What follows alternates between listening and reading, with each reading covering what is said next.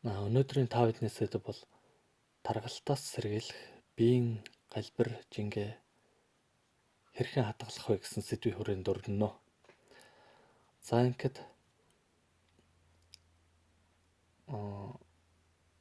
хүн бол өөрийнхөө өндрөөс 100-г хасаад үлдэж байгаа нь бол тухайн хүний хэвийн биеийн жим болно гэж үздэг. Ингээд таргалтын сөрөг нөлөөнүүдийг авч үзье. За хүн таргалснаар үе мөчн өвдөх, зүрх судас өвдөх, амархан ядрах, хөгшрөх, сэтгэлээр унах, өөртөө итгэлгүй болох, стресс төртөх гэх мэт олон янзын сөрөг нөлөөнүүд гарч байдаг. Жишээ нь тарган хүний бүх яс нь бол ачаал авч байдаг. Нэг жишээ авч үзье л да.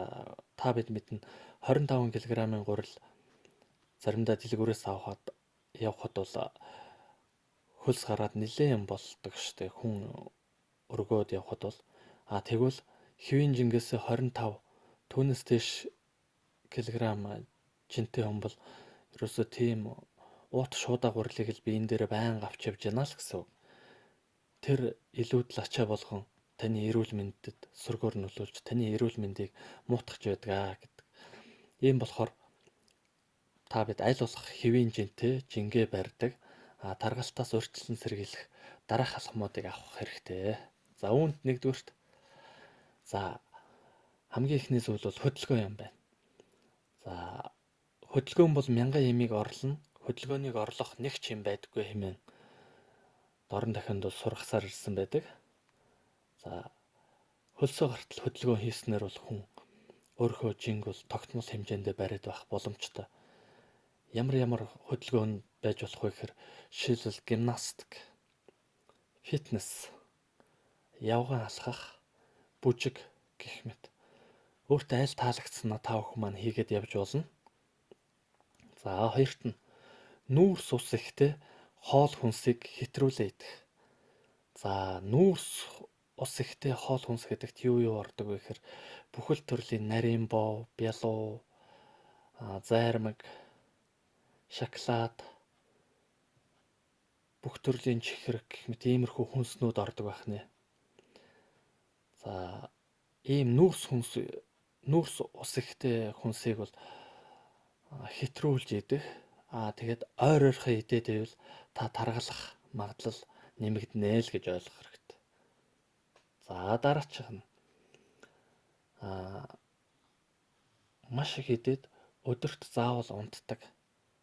За өдөрт заавал унтна гэдэг нь бол сомогийн бүхий нэг багшийн яриаг сонсч байсан санаанд орж байна.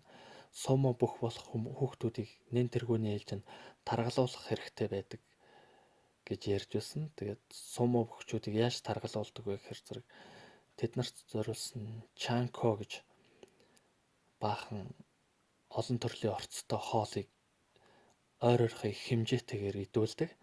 Тэгээд хоолныхын дараа өдрийн цагаар нэлээд их хэмжээний сүү уулгаад сомо бүх болох залуучуудыг унтуулдаг гэж байгаа.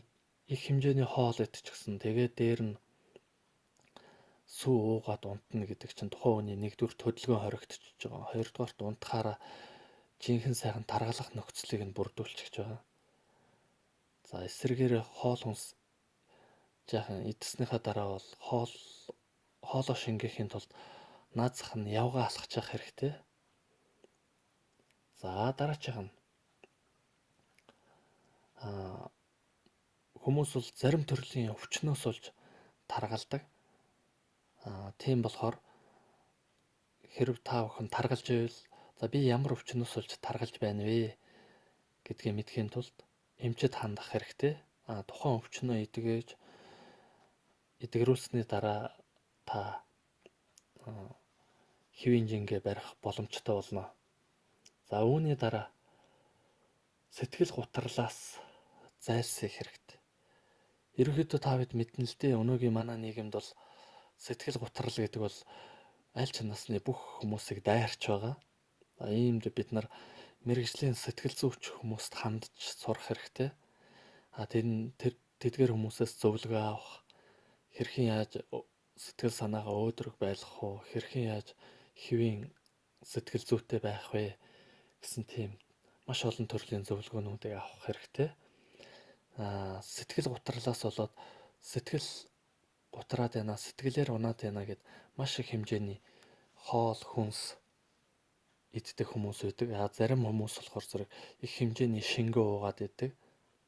Зарим тохиолдолд тамхи татах гэх мэтээр маш олон янзаар стрессээ тайлах гэж оролддог. Энэ болгон бол та бүхний биеийн жингээ барихад хортой нөлөө үзүүлдэг байх нэ. Дараа нь эслэг ихтэй хоол хүнсийг төлхөө хэрэглэх хэрэгтэй байгаа. Эслэг ихтэй хоол хүнс гэдэгт маань юу орж байна гэхээр бүх төрлийн хар талах,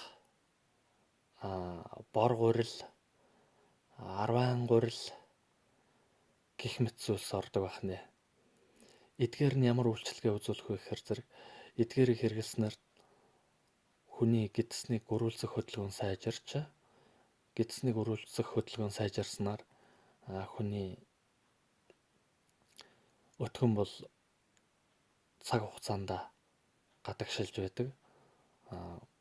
Өтгөн хоригдно гэдэг бол тухайн хүний эрүүл мэндэд муу нөлөөтэй байдаг. Дараачих нь мацаг гэсэн ойлголт байна. Мацаг буюу хоолоо сойх аргыг бол маш бага хэмжээтэйгээр болгоомжтой хийж явах хэрэгтэй. Болж игэл мэргэжлийн хүний тусалцаа зөвлөгөө зааврын дагуу мацаг барьж сурвал та бүхэнд ихээхэн тус тэмтэй байх болно. Их хэмжээгээр биеийн жингээ хасах, удаан хугацаагаар хоол сойх гэдэг бол бас хүний бие харилцаа адилгүй учраас та бүхний биед сөргөөр нөлөөлөх магадлал ихтэй. Ийм болохоор заавал мэргэжлийн хүний тусалцаа аваарай гэж зөвлөж байна. Дараачих нь тураах бүтээгдэхүүнүүд байдаг. Энэ тураах бүтээгдэхүүн бэлтгэлүүдийг хүртэл та бүхэн маань бас л тодорхой журам зааврын дагуу мэргэжлийн хүний тусалцаа авч хэрэгжилж байх хэрэгтэй. Эс бөгөөс тураах бүтээгдэхүүн хэрэглэснээс болоод өөрсдийнхөө эрүүл мэндийг эрсдэлд оруулсан тохиолдол бас гарч байдаг гэдгийг та бүхэн маань мэднэ. Ингээд та бүхэндээ амжилт хүсье.